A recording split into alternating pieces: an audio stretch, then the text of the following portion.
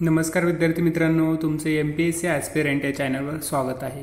तर आज आपण भारतीय बँक विषय आहे तो टॉपिक आपण चांगल्या प्रकारे आज बँकांशी संबंधित सर्व माहिती पाहणार आहोत। तर चला तर सुरुवात करूया आजच्या लेक्चरला। परंतु तुम्ही आतापर्यंत माझ्या चॅनलला सबस्क्राइब केलं नसेल तर सबस्क्राइब करा, म्हणजे तुम्हाला अशाच प्रकारे व्हिडिओंची अपडेट भेटत राहील। आणि जर तुम्हाला इकॉनॉमिक्सच्या नोट्स पाहिजे असतील तर डिस्क्रिप्शन बॉक्समधून तुम्ही ते डाउनलोड करू शकता। तर चला तर सुरुवात करूया आजच्या टॉपिकला। आजचा टॉपिक आहे स्वातंत्र्यपूर्व प्रगती।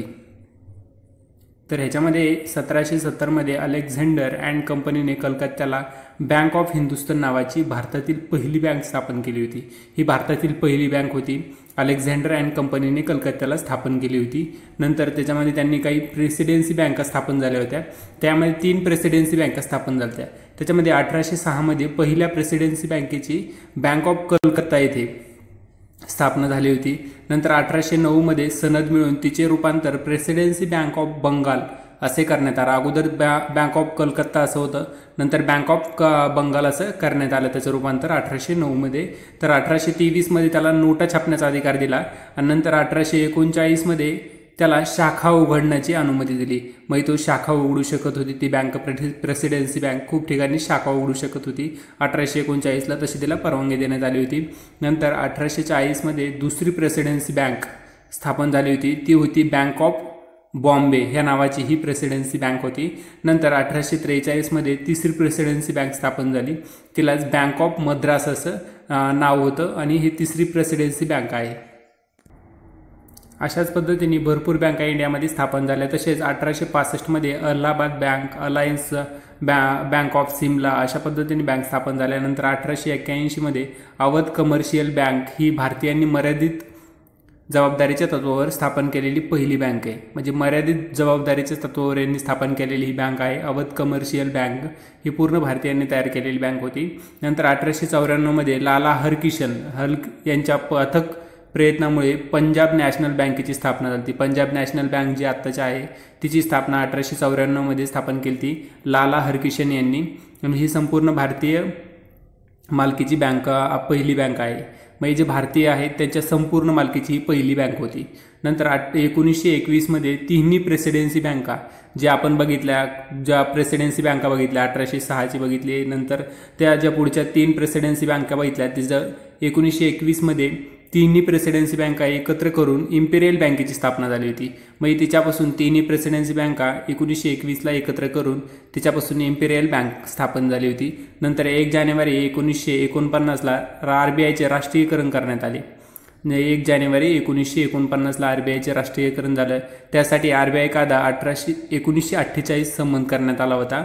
नंतर 1 जुलै 1955 SBI कायदा 1955 अन्वये सरकारने इम्पिरियल बँकेला ताब्यात घेऊन तिचे रूपांतर स्टेट बँक ऑफ इंडिया करण्यात आले। म्हणजे जी इम्पिरियल बँक होती, ज्या पहिले 3 प्रेसिडेन्सी बँक होत्या त्याच्यापासून स्थापन झाली इम्पिरियल बँक।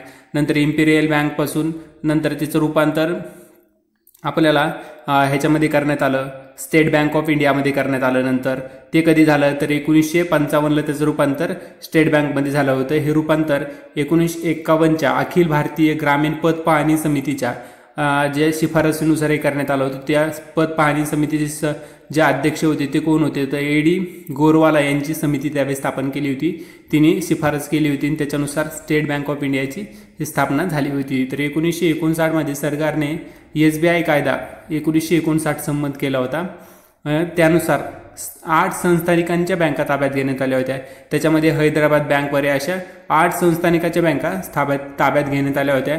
त्याच्यामध्ये 1963 मध्ये SBIच्या सहयोगी बँका म्हणजे 8 संस्थानिक बँका होत्या त्या सहयोगी बँका होत्या ह्याच्या स्टेट बँकच्या।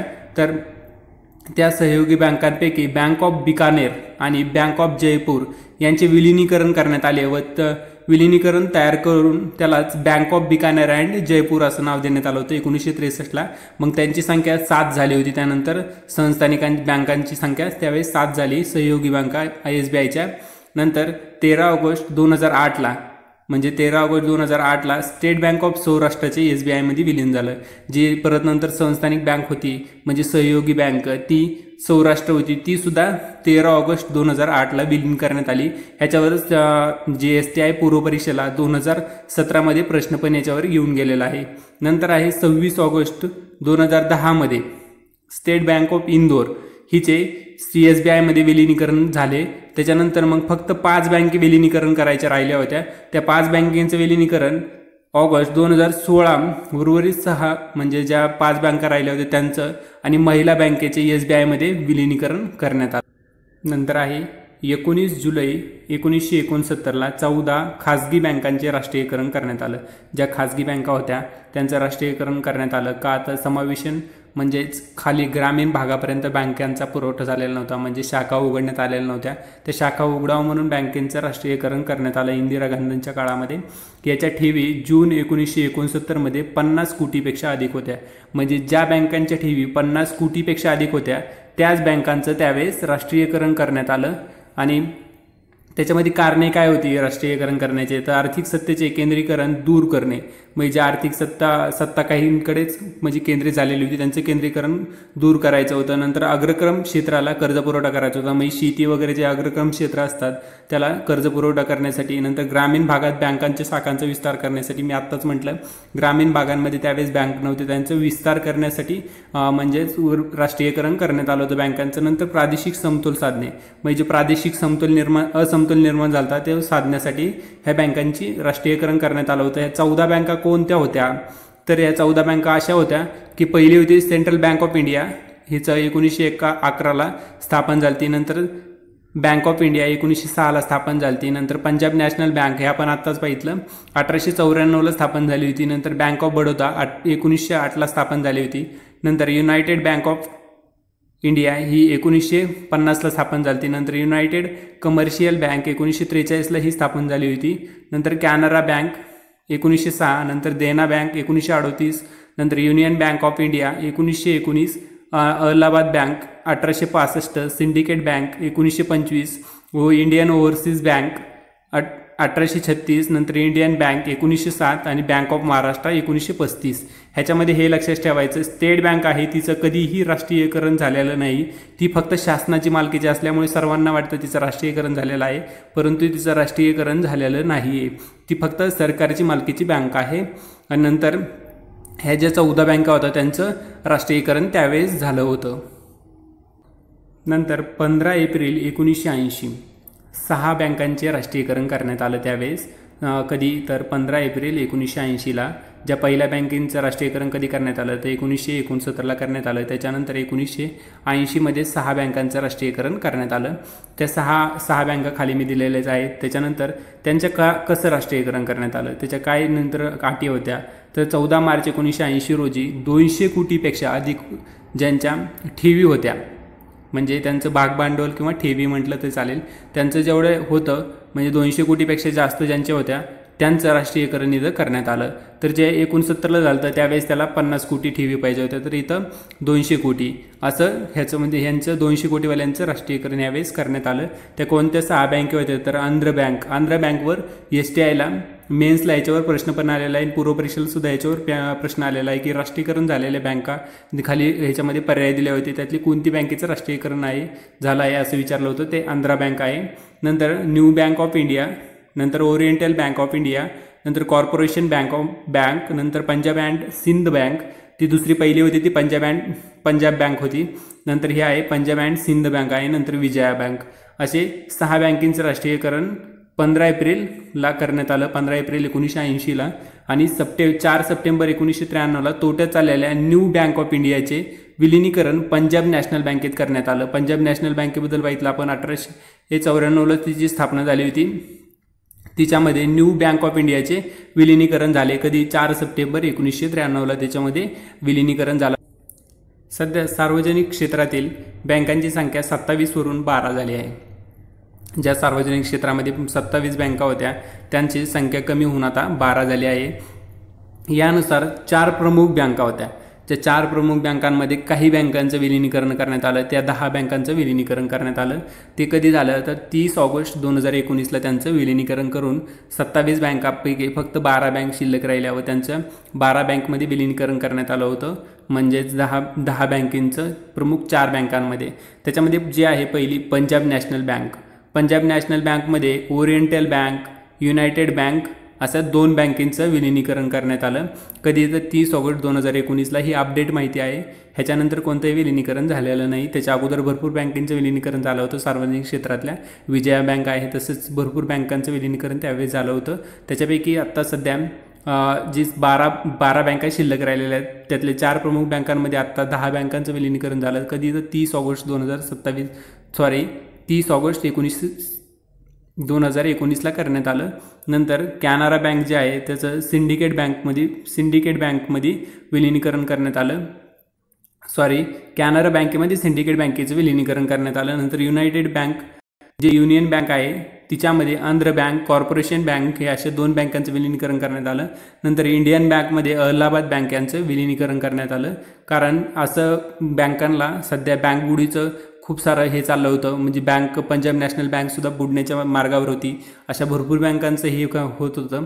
म्हणजे आर्थिक टंचाईमुळं त्यांच्या भरपूर ठेवी वगैरे बुडत चालल्या होत्या. त्याच्यामुळे बँका बुडवायची शक्यता निर्माण झाली. त्यामुळे यांचं विलिनीकरण करण्यात आलं होतं. आणि सध्या कोणत्या बँके कार्यरत आहेत तर ह्याच्यामध्ये स्टेट बँक आहे, पंजाब नॅशनल बँक आहे, कॅनरा बँक आहे, युनियन बँक आहे, इंडियन बँक आहे, बँक ऑफ बडोदा आहे, बँक ऑफ इंडिया आहे, सेंट्रल बँक आहे, इंडियन ओव्हरसीज बँक आहे, नंतर युको बँक आहे, बँक ऑफ महाराष्ट्र आहे, पंजाब अँड सिंध बँक आहे आणि ह्या अशा 12 सरकारी बँका सध्या शिल्लक आहेत. ही आताची अपडेट माहिती आहे 2019मधली. आता आपण पाहणार आहोत अग्रणी बँक योजना. ही सगळ्यात महत्त्वाची योजना आहे अग्रणी बँक योजना. ह्याच्यामध्ये काय सांगितलं आहे तर डॉक्टर धनंजयराव गाडगीळ यांच्या अध्यक्षतेखाली स्थापन करण्यात आलेल्या राष्ट्रीय पत समिती अभ्यास गटाने राष्ट्रीयकृत बँकांना क्षेत्रीय दृष्टिकोन लागू करण्याची शिफारस केली होती. ह्याच्यामध्ये यांनी म्हणजे ही जी धनंजयराव गाडगीळ ज्या अध्यक्षतेखाली समिती होती राष्ट्रीय पत समिती, तर ह्या समितीने क्षेत्रीय दृष्टिकोन लागू करण्याची शिफारस केली होती.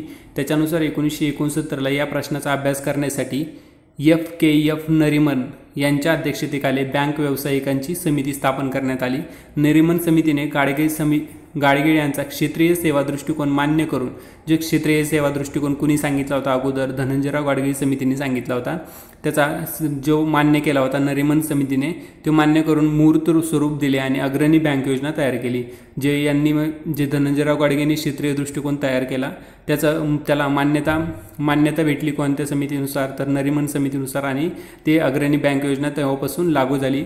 ह्या बँकेचं काय वैशिष्ट्य होतं तर देशातील तत्कालीन 338 जिल्हे, SBI, तिच्या सहयोगी बँका आणि 14 राष्ट्रीयकृत बँका आणि 3 खाजगी बँकांना वाटून देण्यात आले होते. म्हणजे 338 जिल्हे त्यावेळेचे ह्या बँकांना वाटून दिले होते. स्टेट बँक, नंतर तिच्या सहयोगी बँका 8 होत्या त्या बँकांना, नंतर 14 राष्ट्रीयकृत बँका होत्या त्यावेळेसच्या, नंतरच्या 6 बँका त्यावेळेस राष्ट्रीयकरण झालेलं नव्हतं. 1980ला त्यांचं राष्ट्रीयकरण झालेलं आहे, ते ह्यावेळेस नव्हत्या. तर 14 बँकांना एक दिलं होतं आणि 3 खाजगी बँकांना हे वाटून दिले होते जिल्हे. आणि त्याच्यानुसार त्यांनी त्या जिल्ह्यामध्ये आपल्या पूर्ण असे शाखा निर्माण करायच्या होत्या आणि त्याच्यानुसार कार्य करायचं होतं. नंतर आहे एक जिल्हा एक बँकेला दत्तक म्हणून देण्यात आला. त्या बँकेला त्या जिल्ह्याची अग्रणी बँक म्हणून दर्जा देण्यात आला. म्हणजे जर अहमदनगर जिल्हा धरला, महाराष्ट्रामधला अहमदनगर जिल्हा धरला, तर अहमदनगर जिल्ह्याला समज स्टेट बँक ऑफ इंडियाला दत्तक दिला होता आणि ती तिची अग्रणी बँक म्हणून कार्य करत होती. अशा पद्धतीने याच्यामध्ये प्रत्येक जिल्ह्याला एक बँकेने दत्तक घेतलं होतं. पुढचं आहे उषा थोरात समिती. 2009ला स्थापन झाली होती अग्रणी बँक योजनेचे परीक्षण करण्यासाठी, जी 1969ला अग्रणी बँक योजना तयार झाली होती नरिमन समितीनुसार. आणि तिच्यासाठी नरिमन समितीच्या अगोदर धनंजयराव गाडगीळ समितीने क्षेत्रीय दृष्टिकोनासाठी काहीतरी तयार करावे असं सांगितलं होतं आणि नरिमन समितीने त्याला म्हणजे मुहूर्त स्वरूप दिलं होतं चांगल्या प्रकारे आणि त्याच्यानुसार ही योजना तयार झाली. या योजनेचं परीक्षण करण्यात आलं कधी तर 2009मध्ये उषा थोरात समितीने हे परीक्षण केलं. तर ह्याच्यामध्ये मे 2013मध्ये RBIने अग्रणी बँक योजना शहरी भागातही लागू करण्याचे निर्देश दिले होते. 2013मध्ये जी म्हणजेच अग्रणी बँक आहे ती ग्रामीण भागामध्ये चांगल्या प्रकारे तिला मान्यता भेटली व ग्रामीण भागामध्ये तिच्या भरपूर शाखा निर्माण झाल्या व शहरी भागामध्ये सुद्धा अशा शाखा निर्माण होण्यासाठी RBIने अग्रणी बँक योजना शहरी भागात लागू करण्याचे निर्देश दिले होते. नंतर जून 2018मध्ये RBIने अग्रणी बँक योजनेची पुनर्रचना करण्यासाठी एक कार्यकारी संचालक समिती स्थापन केली आहे आणि जी कार्यकारी संचालक समिती यांनी स्थापन केलेली आहे पुनर्रचना करण्यासाठी अग्रणी बँक योजनेचे। आणि नंतर त्याच्यामध्ये अग्रक्रम किंवा प्राधान्य क्षेत्र कर्ज पुरवठा ह्याच्यामध्ये जी देणार आहेत ह्या ज्या ग्रामीण बँका स्थापन झालेल्या आहेत अग्रणी बँकेनुसार त्याच्यानुसार यांच्याशी संबंधित समित्या कोणत्या आहेत तर ज्या अग्रक्रम क्षेत्रासाठी संबंधित तर 1980ला डॉक्टर KS कृष्णस्वामी आहे, नंतर 2007ला CS मूर्ती आहे, नंतर 2011ला MV नायर समिती। अशा प्रकारे ह्या समित्या अग्रक्रम किंवा प्राधान्य क्षेत्रासाठी ह्या समित्या आहेत। आहे आपला पॉईंट अग्रक्रम क्षेत्रातील विविध गट, याच्यामध्ये कोणत्या गटांचा समावेश होतो त्यामध्ये कृषी आहे। अग्रक्रम क्षेत्राचे गट आहेत त्याच्यामध्ये कृषी क्षेत्र आहे, नंतर सूक्ष्म लघु मध्यम उपक्रम हे आहेत, नंतर शिक्षण आहे, नंतर गृहनिर्माण आहे, निर्यात कर्ज भेटतात, नंतर सामाजिक पायाभूत संरचना आहे, नंतर पुनर्निर्मितीक्षम ऊर्जा आहे आणि इतर यांचा ह्यामध्ये समावेश होतो। अग्रक्रम क्षेत्रामध्ये विविध गटमध्ये ह्या गटांमध्ये ह्याचा समावेश होतो। यामधील जे वरील आहेत याच्यामधील मध्यम उपक्रम सामाजिक पायाभूत संरचना आणि पुनर्निर्मितीक्षम ऊर्जा ही क्षेत्रे 2015 मध्ये नव्याने समाविष्ट केलेले आहेत। म्हणजे हे जे मध्यम उपक्रम आहे नंतर सामाजिक पायाभूत संरचना आणि पुनर्निर्मितीक्षम ऊर्जा हे नंतर 2015 मध्ये याच्यामध्ये ॲड करण्यात आलेले आहेत। ह्याच्याशी संबंधित काही माहिती आहे। अग्रक्रम क्षेत्र कर्ज पुरवठा लक्ष्य उपलक्ष्य 23 एप्रिल 2015 पासून लागू करण्यात आले होते। त्याच्यामध्ये कोणते होते तर भारतीय व्यापारी बँक आणि 20 व त्यापेक्षा अधिक सर्वाधिक म्हणजे अधिक शाखा असलेल्या परकीय बँकांसाठी कोणत्या सुविधा होत्या तर एकूण अग्रक्रम क्षेत्र एकूण कर्ज पुरवठ्यापैकी 40% कर्ज पुरवठा ह्या क्षेत्रास व्हायचा। म्हणजे अग्रक्रम क्षेत्रासाठी 40% पुरवठा करायचा। 100%पैकी 40% बँकांनी अग्रक्रम क्षेत्र जे आहेत हे आपल्याला इकडे क्षेत्र दिलेले आहेत यांना 40% कर्ज पुरवठा ह्याच्यामधून करायचा होता। नंतर भारतीय बँकांनी लक्ष लगेच तर परकीय बँकांनी मार्च 2018 पर्यंत ह्याच्यामध्ये क्रमाने पूर्ण करायचे होते। ह्याच्यामध्ये एकूण कृषी कर्ज पुरवठा भारतीय बँका एकूण कर्ज पुरवठ्यापैकी 18% कृषी क्षेत्रास तर त्यापैकी 8% सीमांत लघु शेतकऱ्यांना करावा। म्हणजे जो अग्रक्रम क्षेत्र कर्ज पुरवठा होता तो एकूण कर्ज पुरवठ्यापैकी 18% 40%पैकी 18% पुरवठा हा कृषी क्षेत्रास करायचा होता आणि त्यापैकी 8% हा सीमांत व लघु शेतकऱ्यांना याच्यामध्ये हा कर्ज पुरवठा करायचा होता। नंतर परकीय बँकांनी काय करायचं होतं परकीय बँकांनी 18%चे लक्ष्य जे आहे म्हणजे 18%चे कृषी क्षेत्राचे कर्ज पुरवठा करायचा होता त्याचं लक्ष्य मार्च 2018 पर्यंत 8%चे म्हणजे पूर्ण करायचे होते आणि 8%चे उपलक्ष्य हे मार्च 2018 नंतर पूर्ण करायचे होते। 8%चे उपलक्ष्य कोणतं होतं तर सीमांत व लघु शेतकऱ्यांना कर्ज पुरवठा करणे हे नंतर पूर्ण करायचं होतं। आणि नंतर दुर्बल घटक जे आहेत दुर्बल घटकमध्ये काय येतं एकूण कर्ज पुरवठ्यापैकी 10% कर्ज पुरवठा हा दुर्बल घटकांना करायचा होता। जे म्हणजे ग्रामीण भागामध्ये आहे ज्यांना कर्ज पुरवठा भेटला नाही अशा घटकांसाठी हा कर्ज पुरवठा 10% कर्ज पुरवठा ह्याच्यामध्ये करायचा होता। नंतर परकीय बँकांनी हे लक्ष्य मार्च 2018 मध्ये 18 पर्यंत साध्य करायचे होते। जे 10%चं लक्ष्य आहे दुर्बल घटकाचे परकीय बँकांनी मार्च 2018 पर्यंत साध्य करायचं होतं। नंतर सूक्ष्म उपक्रम भारतीय बँकांनी एकूण कर्ज पुरवठ्यापैकी 7.5% कर्ज पुरवठा परकीय बँकांवर म्हणजे जे भारतीय बँका आहेत त्यांनी सूक्ष्म उपक्रमासाठी 7.5% कर्ज पुरवठा करायचा होता। हिचं लक्ष्य लगेच यांनी पूर्ण करायचं होतं। परकीय बँकांनी हे लक्ष्य मार्च 2018 पर्यंत म्हणजे नंतर हे लक्ष्य लागू होणार होतं त्यांना की तुम्ही हे लक्ष्य नंतर पूर्ण करू शकता असं त्याच्यामध्ये सांगण्यात आलं होतं। 20 पेक्षा कमी शाखा असलेल्या परकीय बँकांसाठी लक्ष्य म्हणजे 20 पेक्षा कमी शाखा असलेल्या बँका आहेत परकीय त्यांना काही लक्ष दिले होते। त्यामध्ये एकूण कर्ज पुरवठ्यापैकी 40% कर्ज पुरवठा अग्रक्रम क्षेत्रास करावा हे लक्ष त्यांनी मार्च 2020 पर्यंत टप्प्याटप्प्याने पूर्ण करायचं होतं। 2020 पर्यंत मार्चच्या टप्प्याटप्प्याने पूर्ण करायचं होतं 20 पेक्षा कमी शाखा असलेल्या परकीय बँकांनी। आणि यांच्यावर कृषी सूक्ष्म उपक्रम म्हणजे लघु उपक्रम निर्यात कर्जे दुर्बल घटक हे लक्ष कसल्याही प्रकारे यांना लागू ह्याच्यामध्ये नव्हते। नंतर RIDF काय म्हणतात त्याला रूरल इन्फ्रास्ट्रक्चर डेव्हलपमेंट फंड ह्याला म्हटलं जातं। हा म्हणजे नाबार्ड अंतर्गत फंड आहे। नाबार्ड हा फंड निर्माण करते तर ह्याच्यामध्ये ग्रामीण पायाभूत सुविधा विकास निधी असं याला म्हटलं जातं। तर ह्याला 1995-96च्या बजेटपासून ह्याला नाबार्ड अंतर्गत ह्याची स्थापना करण्यात आली होती। हा जो फंड आहे त्याची स्थापना नाबार्ड अंतर्गत करण्यात आली होती 1995-96च्या बजेटमधून।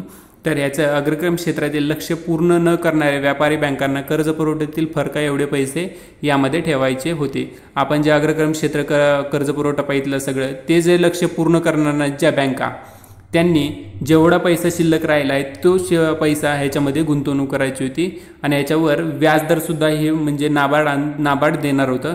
एप्रिल 2000 पासून नाबार्ड या ठेवींवर बँकांना बँक दरा इतके व्याज देत होते।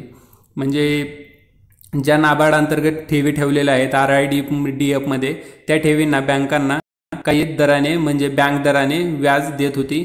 जे आपण बँक दर वगैरे हे रिव्हर्स रेपो दर हे आपण पुढच्या चॅप्टरमध्ये RBI हे चॅप्टरमध्ये पाहणार आहोत। तो व्हिडिओ पुढच्या चॅप्टरमध्ये तुम्ही चांगल्या प्रकारे बघून घ्या। तर याच्यामध्ये 2018-19 मध्ये RIDF निधी 28,000 कोटी म्हणजे 24वा निधी तयार करण्यात आला होता। हा 28,000 कोटी निधी 18 आणि 19 साठी तयार झाला होता। नंतर आहे आपला पुढचा पॉईंट प्रादेशिक ग्रामीण बँकांची स्थापना। तर हे स्थापना कशी झाली होती? राष्ट्रपतीच्या अध्यादेशानुसार 2 ऑक्टोबर म्हणजे गांधी जयंती दिवशी 1975ला पहिल्या 5 ग्रामीण म्हणजे प्रादेशिक ग्रामीण बँकाची त्यावेळी स्थापना झाली होती। हिचे अधिकृत भांडवल हे 5 कोटी रुपये होते। ह्याची भागीदारी कशी होती? तर केंद्र, राज्य आणि पुरस्कृती बँक केंद्रासाठी 50% भागीदारी होती, राज्यासाठी 15% आणि पुरस्कृती बँक जी होती तिची 35% अशी याच्यामध्ये भागीदारी होती। ज्या पहिल्या 5 बँके RRBS स्थापन झाल्या त्या कोणत्या आहेत? त्याच्यामध्ये पहिली आहे मोरादाबाद, UP मध्ये आहे, उत्तर प्रदेशमध्ये। हिची म्हणजे पुरस्कृती बँक कोणती आहे? तर ही सिंडिकेट बँक ही त्यांची पुरस्कृती बँक आहे। नंतर गोरखपूरची उत्तर प्रदेशमधलीच बँक आहे, हिची जी पुरस्कृती बँक आहे ती आहे SBI म्हणजे स्टेट बँक ऑफ इंडिया हिला म्हटलं जातं। नंतर भिवानीमधली जी हरियाणा ह्या ठिकाणी ही बँक आहे हिला पंजाब नॅशनल बँक हिची पुरस्कृती बँक आहे। नंतर जयपूर इथं जी RRBS स्थापन झाली राजस्थानमध्ये तिचे इको बँक ही पुरस्कृती बँक म्हणून काम करते। तर मालडा येथे पश्चिम बंगाल येथे RRBS स्थापन झाली तिचे पुरस्कृती बँक म्हणून युनायटेड बँक ऑफ इंडिया हिचे म्हणजे पुरस्कृती बँक म्हणून कार्य करते। तर 1987 केळकर समितीने RRBS स्थापन न करण्याची शिफारस केली होती। जी केळकर समिती स्थापन केली तिने RRBS स्थापन न करण्याची ह्यांनी शिफारस केली। त्याच्यानुसार काही पुढे ह्याच्या अटी दिलेल्या आहेत। तर सिक्कीम व गोवा राज्यात RRBS नाहीत। सध्या सिक्कीम व गोवा राज्यामध्ये कसलेही प्रकार RRBS नाहीत। जानेवारी 2017 मध्ये ह्याची संख्या म्हणजे अगोदर 196 RRBS स्थापन झालं त्या 196 त्याची संख्या केळकर समितीने 1987ला जो अहवाल दिला त्याच्यामध्ये सांगितलं RRBS स्थापन न करण्याची शिफारस केली। त्याच्यामुळे त्यांनी त्या RRBS स्थापन न करता त्याचं विलिनीकरण करून फक्त 56 एवढी याची संख्या 2017 पर्यंत राहिली होती। महाराष्ट्रातील ज्या RRBS स्थापन झाल्या होत्या त्या कोणत्या आहेत? तर महाराष्ट्रामध्ये महाराष्ट्र ग्रामीण बँक औरंगाबाद येथे स्थापन झाली हिची पुरस्कृती बँक म्हणून बँक ऑफ महाराष्ट्र कार्य करते। नंतर विदर्भ कोकण ग्रामीण बँक नागपूर येथे स्थापन झाली होती ही RRBS। तर हिची पुरस्कृती बँक म्हणून बँक ऑफ इंडिया हिची पुरस्कृती बँक म्हणून कार्य करते। नंतर सप्टेंबर 2009 मध्ये KC चक्रवर्ती यांनी एक समिती स्थापन केली। त्यांनी सांगितलं की 9% भाग भांडवल पर्याप्त साध्य करणे हे RRBSना पूर्ण करावंच लागेल, हे साध्य करावंच लागेल यांना असं ह्या समितीने ह्याची शिफारस केली होती। हे प्रादेशिक ग्रामीण बँक सुधारणा कायदा 2015 4 फेब्रुवारी 2015ला याचा अंमलबजावणी झाली होती या कायद्याची। तर हा कशा याच्यामध्ये काय अटी होत्या, काय शर्ती होत्या? तर RRBSचे अधिकृत भांडवल 2000 कोटी रुपये असेल ते 1 कोटी रुपयापेक्षा कमी केले जाणार नाही। म्हणजे जे RRBSचे पुरस्कृत भांडवल असतं RRBSचे ते भांडवल 2 कोटी रुपये आहे सध्या, तर ते 1 कोटी रुपयापेक्षा कमी केले जाणार नाही असं याच्यामध्ये सांगण्यात आलं। नंतर पुरस्कृत भांडवल 1 कोटी असेल त्याची निश्चिती केंद्र सरकार करेल। जे पुरस्कृत भांडवल आहे त्याची निश्चिती हे केंद्र सरकार करणार आहे। नंतर केंद्र सरकार व पुरस्कृती बँक यांची एकत्रित भागीदारी 51% आहे। जे पहिलं आपण पाहिलं त्याच्यामध्ये जे RRBS आहे त्यांची कशा प्रकारे विभागणी होती ह्याच्यामध्ये? तर त्याच्यामध्ये त्याची विभागणी होती 50, 15 आणि 30 अशा प्रकारे त्याची विभागणी होती। परंतु आता त्याच्यामध्ये काय केलं? केंद्र व राज्य सरकारची बँकांची एकत्रित भागीदारी 51% केलेली आहे, त्याच्यापेक्षा कमी होऊ नये असं त्याच्यामध्ये सांगण्यात आलेलं आहे। नंतर राज्य सरकारचा हिस्सा 15% पेक्षा कमी होणार असल्यास केंद्र सरकारने राज्य सरकारचा विचार घ्यावा। म्हणजे जर राज्य सरकारचा हिस्सा 15% आहे, तुम्हाला माहीत आहे. पुरस्कृती बँकेचा 35% आहे आणि केंद्र शासनाचा ज्यामध्ये 50% आहे. परंतु जर राज्य सरकारचा हिस्सा 15%पेक्षा कमी करायचा असेल तर केंद्र सरकारने राज्य सरकारचा विचार घ्यावा लागतो याच्यामध्ये. नंतर पुरस्कर्त्या बँकेवरील 5 वर्षासाठीचे प्रशिक्षण, व्यवस्थापकीय व वित्तीय सहाय्य करणे हे बंधने काढून टाकण्यात आले होते. म्हणजेच जे पुरस्कृती बँक होत्या त्यांच्यावर RRBS मधले जे कर्मचारी वगैरे होते त्यांना प्रशिक्षण द्यायचं, व्यवस्थापकीय वित्तीय सहाय्य करायचं, हे सगळ्या गोष्टीचं बंधन याच्यामधून काढून टाकलेले आहेत ह्या सुधारणा कायद्याने. तर याच्यामध्ये नंतर आहे, एका ग्रामीण बँकेचा संचालक दुसऱ्या ग्रामीण बँकेचे संचालक मंडळावर नेमण्यासाठी पात्र नसेल. जर एका ग्रामीण बँकेचे संचालक आहे, समज एक व्यक्ती XYZ ती दुसऱ्या ग्रामीण बँकेच्या संचालक मंडळावर कसल्याही प्रकारे नेमण्यासाठी पात्र नसेल याच्यामध्ये सांगण्यात आलं या कायद्याने. तर RRBSचे जमा खर्चाचे वर्ष हे 31 मार्चला संपेल सांगण्यात आलं. म्हणजे ह्याचं जमा खर्चाचं वर्ष 1 एप्रिल ते 31 मार्च ह्याच्यामध्ये धरण्यात आलं. परंतु त्याच्या अगोदर काय होतं, 1 जानेवारी ते 31 डिसेंबर ह्याचं जमा खर्चाचं वर्ष होतं. ह्याच्या नंतर आहे नरसिंहन समिती 1. हिलाच आपण वित्तीय क्षेत्र सुधारणा विषयक समिती असं म्हटलं जातं ह्या समितीलाच. ह्याच्यामध्ये अध्यक्ष होते श्री नरसिंहन हे अध्यक्ष होते. हे RRBIचे 13वे गव्हर्नर होते त्यावेळेसचे. नंतर 14 ऑगस्ट 1991 रोजी 9 सदस्यीय समिती स्थापन करण्यात आली होती. ही समिती आहे ती नरसिंहन समिती. ही वित्तीय क्षेत्र सुधारणा विषयक समिती होती. ह्याच्यामध्ये त्यांनी सांगितलं शिफारस केल्या होत्या. तर रोख राखीव प्रमाण म्हणजे CRR, तर ह्याचे प्रमाण जे ठेवायला सांगितलं होतं ते होतं 15%वरून 3 ते 5% कमी करायचं यांनी सांगितलं होतं. नंतर SLRचे प्रमाण असतं. हे सगळ्या गोष्टी CRR काय असतो, SLR काय असतो हे पुढच्या लेक्चरमध्ये आपण पाहणार आहोत. त्याच्यामुळे लेक्चर तुम्ही मिस करू नका कोणतंच. ह्या गोष्टी त्या गोष्टीवर डिपेंड असतात. तर त्या गोष्टी आपण पुढच्या लेक्चरमध्ये CRR SLR पाहणार आहोत. तर त्याच्यामध्ये तत्कालीन जे त्याच्यामध्ये SLR होता तो किती होता, 38.5% होता.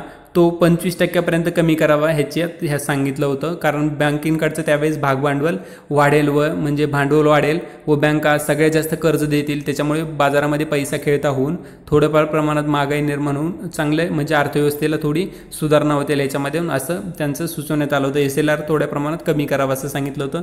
नंतर अग्रक्रम क्षेत्र कर्ज पुरवठा लक्ष्य 40% होऊन 10%पर्यंत कमी करावे असं यांनी शिफारस केली होती. सरकारने शिफारस ह्या स्वीकारली नाही.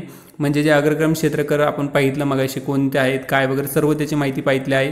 त्याच्यामध्ये 40% त्याचं प्रमाण होतं ते त्यांनी 10%पर्यंत कमी करावे असं सांगितलं. परंतु ही शिफारस सरकारने स्वीकारलेली नाही. ह्याच्यामध्ये देशात चतुस्तरीय बँकिंग संरचना निर्माण करावी ह्याच्यामध्ये सांगण्यात आलं. नंतर देशातील व्याजदराची संरचना बाजारधिष्ठित असावी. बँकांना स्वतःचे व्याजदर ठरवण्याची संमती द्यावी. म्हणजे बाजारात जशा किमती वाढतात तसानुसार व्याजदर वाढले पाहिजेत. त्यासाठी बँकांना स्वतःचे व्याजदर ठरवण्याची ह्याच्यामधून संमती दिली होती. म्हणजे नरसिंहन समितीने अशी शिफारस केली होती आणि त्याच्यानुसार संमती पण दिलेली गेलेली आहे. पुढची समिती आहे नरसिंहन समिती आहे दुसरी. तर त्यांच्याच अध्यक्षाखाली नरसिंहन समिती स्थापन झाली होती. 1997ला ही समिती स्थापन झाली. ती समिती होती पहिली 1 नंबरची, ती 1991ला स्थापन झाली. ही आहे 1997ला ही समिती स्थापन झाली. ही बँक ही कशाशी संबंधित बँक आहे समिती स्थापन केली ती तर बँकिंग क्षेत्र सुधारणा विषयक होती. ती पहिली होती ती वित्तीय क्षेत्र सुधारणा विषयक समिती होती आणि ही आहे बँकिंग क्षेत्र सुधारणा समिती आहे. नंतर हिने नॅरो बँकिंगचा प्रयोग अनुसरण्यात यावा अशी शिफारस केली होती. नंतर लघु उद्योगांच्या गरजांसाठी अनेक लहान स्थानिक बँकांच्या स्थापनेवर भर द्यावा. लहान आणि स्थानिक बँका स्थापन करावा असं यांनी सांगितलं होतं. बँकांना अधिक बळकटी देण्यासाठी त्यांच्यावरील भांडवल पर्याप्तता गुणोत्तराचे निकष वाढवण्यात यावे असं सांगितलं होतं. भांडवल पर्याप्तता गुणोत्तर हे आपण पुढं पाहणारच आहोत. तर त्याचं जे निकष आहेत ते वाढवण्यात यावे असं यांनी शिफारस केली होती. नंतर बँकिंग कायद्याचे पुनर्विलोकन करून त्यांना अद्ययावत करण्यात यावं. बँकिंग कायद्यामध्ये काही कलम वगैरे असतील त्यांचे पुनर्विलोकन करून त्याच्यामध्ये काही सुधारणा कराव्यात असं याच्यामधून सांगितलं होतं. यांनी ह्या शिफारस केली होती. नंतर आजारी बँकांना अर्थक्षम बनवणे शक्य न झाल्यास त्यांना सक्षम बँकेत विलीनीकरण करण्याऐवजी बंद करावे. एखादी बँक आहे ती आर्थिक तिचं भागभांडवल कमी झालं आहे, ती खूप म्हणजे तिचे आर्थिक टंचाई निर्माण झाली आहे त्या बँकेची चांगल्या प्रकारे, तर तिला कोणत्याही बँकेत विलीनीकरण करायचं नाही, ती डायरेक्ट बंद करावे अशी यांनी शिफारस केली होती. नंतर पुढचा पॉईंट आहे आपला लघु व पेमेंट बँका, त्याच्यामध्ये त्याला स्मॉल अँड पेमेंट बँक्स असं म्हटलं जातं. त्याच्यामध्ये जुलै 2014मध्ये वित्तमंत्री अरुण जेटली यांनी अर्थसंकल्पीय भाषणात वित्तीय समावेशनाच्या दृष्टिकोनाने लघु बँका व पेमेंट बँका या नीचे बँक स्थापन करण्याची त्यावेळेस घोषणा केली. कधी केली तर जुलै 2014ला केली. कुणी तर अरुण जेटली यांनी केली आणि ह्याच्यामध्ये त्यांनी वित्तीय समावेशन हा त्यांचा दृष्टिकोन होता आणि त्यामुळे लघु बँका व पेमेंट बँका स्थापन करण्यात आल्या होत्या. ह्याच्यामध्ये पहिले पाहूया आपण लघु बँकेशी संबंधित माहिती. लघु बँकेमध्ये या बँका मूलभूत बँक सेवा देणाऱ्या, ठेवी स्वीकारणे, कर्ज देणे इत्यादी कार्य करतात. मात्र मर्यादित कार्यक्षेत्रात व्यवसाय करणाऱ्या ह्या बँका आहेत. ह्या बँकांचा उद्देश वित्तीय समावेशन घडवून आणणे हा आहे. म्हणजे वित्तीय समावेशन कशा प्रकारे घडून येईल, म्हणजे सर्वांपर्यंत ह्या बँकेचा कर्ज पुरवठा ही झाला पाहिजे, सगळ्या गोष्टी याच्यामधून साध्य झाल्या पाहिजेत. त्यामुळे ही वित्तीय समावेशन बँक आहे. वित्तीय समावेशन म्हणजेच काय तर आपलं जनधन खातं आहे ते प्रत्येक माणसाचं जनधन खातं बँकेशी कनेक्टेड झालेलं आहे, त्यालाच वित्तीय समावेशन म्हटलं जातं. सगळे लोक बँकेशी कनेक्ट होणे यालाच वित्तीय समावेशन म्हणतात. तर या बँका स्थापन करण्यासाठी RBIचे मार्गदर्शक तत्त्वे काही तयार केले होते. ते कोणते तत्त्वे आहेत तर याच्यामध्ये किमान 10 वर्षाचा अनुभव असलेल्या बँकिंग, वित्त, सूक्ष्म वित्त इत्यादी कार्यरत व्यक्ती किंवा संस्था यांना ही बँक स्थापन करता येईल सांगितलं. किमान भाग भांडवल याच्यामध्ये 100 कोटी असलं पाहिजे तरच स्थापन करता येईल असं सांगितलं बँक. नंतर परवाना देताना छोट्या ग्राहकांना सेवा देण्याची क्षमता व स्थानिक भागावर लक्ष हे निकष ध्यानात घेतली जातील याच्यात सांगण्यात आलं. गैर बँकिंग वित्तीय सेवा देण्यासाठी संलग्न संस्था स्थापन करता येणार नाहीत असं याच्यामधून सांगण्यात आलं. नंतर RBIच्या CRR, SLRच्या बंधनाबरोबरच दूरदर्शी निकष व जोखीम व्यवस्थापनाचे नियमही पाळावे लागतील असं याच्यामधून सांगण्यात आलं. नंतर एका कर्जदाराला आपल्या भांडवली निधीच्या 15% जास्त कर्ज देता येणार नाही. आपला जे भांडवली निधी आहे त्याच्यापैकी 15% जास्त याच्यामधून कर्ज देता येणार नाही असं सांगण्यात आलं. नंतर पहिल्या 3 वर्षात किमान 25% शाखा ह्या ग्रामीण भाग नसलेल्या पहिल्या 3 वर्षात किमान 25% शाखा बँक नसलेल्या ग्रामीण भागातच, ज्या ठिकाणी ग्रामीण भागात बँक नाही अशाच ठिकाणी 25% शाखा स्थापन कराव्यात असं सांगण्यात आलं याच्यामधून. नंतर 75% कर्ज अग्रक्रम क्षेत्राला द्यावे लागेल, त्यामध्ये कृषी व छोट्या व्यावसायिकांचा समावेश असेल. म्हणजे जो 40%चा आहे तो बाजूला ठेवून 75% अग्रक्रम क्षेत्राला ह्याच्यामधून कर्ज पुरवठा करावा असं सांगण्यात आलं. ह्याची प्रगती कशा प्रकारे झाली तर याचं 24 एप्रिल 2016 रोजी जालंधर येथे कॅपिटल स्मॉल फायनान्स बँकने भारतातील पहिली लघु बँक ह्याच्यामधून स्थापन झाली होती. पहिली ही लघु बँक आहे, ह्याच्यावर प्रश्न पण येऊ शकतो, त्याच्यामुळे याची माहिती चांगली घ्या. आता आपला शेवटचा पॉईंट आहे पेमेंट बँका. तर पेमेंट बँकशी संबंधित माहिती पाहूया. याच्यामध्ये आहे नचिकेत मोर समितीने, ही समिती खूप महत्त्वाची आहे. नचिकेत मोर समितीने जानेवारी 2014च्या अहवालामध्ये केनियाच्या धर्तीवर भारतात पेमेंट बँका स्थापन कराव्या अशी शिफारस केली होती यांनी. हे जे पेमेंट बँक आहे ही एक मर्यादित सेवा देणारी बँक आहे. हिला नीचे बँक म्हटलं जातं. नीचे बँक आपण लघु बँक सुद्धा पाहिली आणि ही पेमेंट बँक आहे. 2 बँक आहे. नीचे बँक म्हटलं जातं हिला. ती केवळ ठेवी स्वीकारू शकते, पैसे पाठवणे सेवा प्रदान करू शकते, मात्र कर्ज देऊ शकत नाही. त्यामुळे ATM व डेबिट कार्डची सुविधा देऊ शकते, मात्र क्रेडिट कार्ड देत नाही. ही कर्ज आणि क्रेडिट कार्ड ही बँक प्रोव्हाइड करत नाही. म्हणजेच क्रेडिट कार्ड आणि कर्ज याच्यामध्ये प्रोव्हाइड कसल्याही प्रकारे ही बँक करत नाही. तर याच्यामध्ये पेमेंट बँक स्थापन करण्याचे उद्दिष्ट अधिक वित्तीय समावेशन घडून येणे. वित्तीय समावेशन तुम्हाला मी सांगितलं ग्रामीण भागामध्ये, तसेच ज्या भागामध्ये कसल्याही प्रकारे बँकांचा तिथे सुविधा झालेली नाही, बँकिंग सुविधा निर्माण झाली नाही, त्या ठिकाणी यांचं सुविधा निर्माण करणं असं याचं उद्दिष्ट असतं वित्तीय समावेशनचं. त्याच्यामध्ये पेमेंट बँका स्थापन करण्यासाठी RBIची मार्गदर्शक तत्त्वे आहेत काही. तर त्याच्यामध्ये प्रीपेड पेमेंट इन्स्ट्रुमेंट इश्यू करणाऱ्या संस्था, व्यावसायिक, गैर बँकिंग वित्तीय कंपन्या, दूरसंचार कंपन्या, सुपरमार्केट चेन्स, कॉर्पोरेट कंपन्या इत्यादींना पेमेंट बँक स्थापन करता येतील असं सांगण्यात आलं. नंतर पेमेंट बँकेंना आपल्या नावात पेमेंट्स हा शब्दाचा वापर म्हणजे असा शब्द वापरावा लागेल. कोणत्याही पेमेंट बँक स्थापन झाल्यानंतर तिला तिच्या नावामध्ये पेमेंट्स असा शब्द वापरावाच लागेल असं सांगण्यात आलं. किमान भाग भांडवल हे 100 कोटी असलं पाहिजे याच्यामध्ये. ह्याच्यामध्ये काय सुविधा होत्या तर ठेवी स्वीकारणे, ATMs व डेबिट कार्ड देणे, पेमेंट व पैसे पाठवणे इत्यादी सुविधा ही बँक प्रोव्हाइड करते.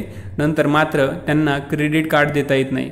यांना क्रेडिट कार्ड ह्या बँकेला देता येत नाही पेमेंट बँकेला, आणि कर्ज पण देण्याची ह्याच्यामधून संमती नाही त्यांना. त्यांनी जमा केलेल्या एकूण मागणी ठेवीच्या 75 ठेवी सरकारी रोखे ट्रेझरी बिलामध्ये गुंतव्या. जे सरकारी रोखे असतात त्याच्याशी संबंधित माहिती आपण पुढे पाहणार आहोत. ट्रेझरी बिलसुद्धा आपण पुढे त्याची संक्षिप्त पूर्ण माहिती चांगल्या प्रकारे पाहणार आहोत. त्याच्यामध्ये त्यांनी गुंतवावे असं सांगितलं होतं 75% रक्कम. त्यांना किमान 25% ठेवी इतर अनुसूचित व्यापारी बँकांमध्ये चालू मुदत ठेवींच्या स्वरूपात ठेवाव्या असं त्यांना सांगण्यात आलं. त्यांना RBIची CRR SLRची बंधने पाळावी लागतील.